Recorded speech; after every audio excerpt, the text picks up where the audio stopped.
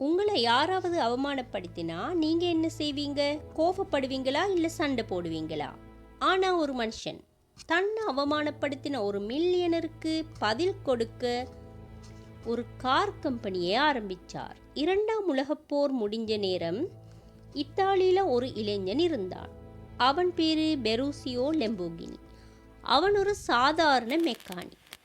போர்க்களத்தில் உடைஞ்சு போன வண்டிகளை திருத்துறது தான் அவன் வேலை. அவனுக்கு இயந்திரங்கள் மேல ஒரு பெரிய காதல் இருந்துச்சு. போர் முடிஞ்சு ஊருக்கு வந்த லம்போகினி விவசாயிகளுக்கு தேவையான டிராக்டர்களை தயாரிக்க ஆரம்பிச்சார். பழைய இராணுவ வண்டிகளோட பாகங்களை எடுத்து புதுசா டிராக்டர்களை செஞ்சார். அவரோட உழைப்புக்கு கிடைச்ச பலன் அவர் ஒரு பெரிய பிஸ்னஸ்மேனா மாறினார். அப்போ அந்த நாட்டில் ஃபெராரி கார் தான் ரொம்ப பிரபலம். லெம்போகினியும் ஆசையா ஒரு ஃபெராரி காரை வாங்கினார். ஆனால் அந்த காரில் ஒரு பிரச்சனை இருந்துச்சு. அதோட கிளட்ச் அடிக்கடி பழுதடைஞ்சுது.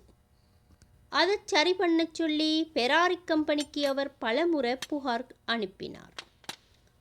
ஒரு நாள் பொறுமை இழந்த லம்போகினி நேரடியாக ஃபெராரி கம்பெனி அதிபர் என்சோ ஃபெராரியை சந்திக்க போனார்.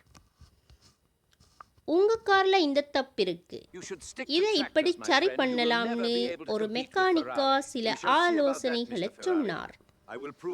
அப்போ என்சோ ஃபெராரி ரொம்ப திமிரா ஒரு வார்த்தையை சொன்னார். நீ ஒரு சாதாரண டிராக்டர் தயாரிக்கிறவன், உனக்கு ஒரு ஸ்போர்ட்ஸ் கார் பற்றி என்ன தெரியும்? போயும் டிராக்டரை மட்டும் கவனி அப்படின்னு எல்லார் முன்னாடியும் அவமானப்படுத்தினார். லம்போகினிக்கு அந்த வார்த்தை சுருக்குன்னு பட்டது. உன்னால முடியாதுன்னு சொன்ன அதே ஆளுங்க முன்னாடி என்னால் முடியும்னு காட்டுறதுதான் உண்மையான மாஸ். லம்போகினி வீட்டுக்கு வந்தார். தன் வேலையை ஆரம்பித்தார். ஃபெராரியை விட ஒரு சிறந்த காரை நான் உருவாக்குவேன்னு சவால் விட்டார். பகல் ராத்திரி பார்க்காம உழைச்சார். உலகத்தில் இருக்கிற மிகச்சிறந்த இன்ஜினியர்களை திரட்டினார். அடுத்த சில வருடங்களிலேயே அவர் ஒரு காரை வெளியிட்டார். அதுதான் லம்போகினி.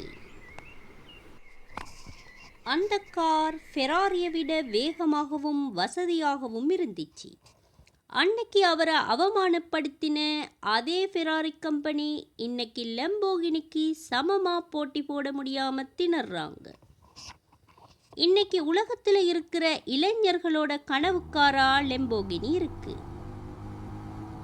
இந்த கதையில இருந்து நீங்க கத்துக்க வேண்டியது ஒண்ணுதான். உங்களை யாராவது உனக்கு இது தெரியாது, நீ ஒரு சாதாரண ஆள்னு அவமானப்படுத்தினா வருத்தப்படாதீங்க. அவங்க உங்களை இன்னும் வேகமா ஓட வைக்கிறாங்கன்னு அர்த்தம். உங்க உழைப்பும் உங்க மேல நீங்க வச்சிருக்கிற நம்பிக்கையும் இருந்தா ஒரு சாதாரண மெக்கானிக் கூட உலகமே வியக்கிற ஒரு சாம்ராஜ்யத்தை உருவாக்க முடியும்.